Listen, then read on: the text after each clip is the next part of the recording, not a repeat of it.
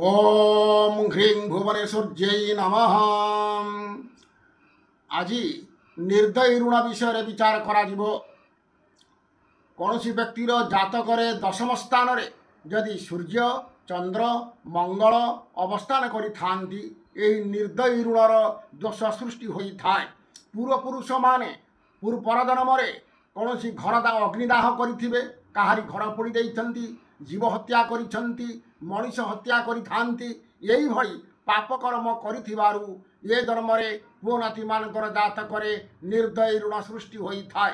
ये निर्दयी ऋण प्रभाव ए परिवार सदस्य माने दुख अनुभव करती, शत्रु द्वारा पीड़ित होती, बिना कारण रे जेल दंड भोगती एवं शत्रु कौन व्यक्ति की हत्या कर दे थांती एवं बिना कारण रे निष्ठुर दंड भोगिया पड़ता है।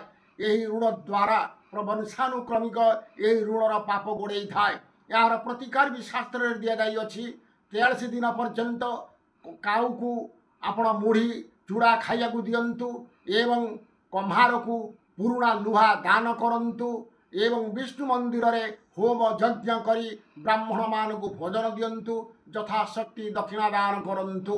रहुछि नमस्कार। जय जगन्नाथ, जय मां कामाख्या।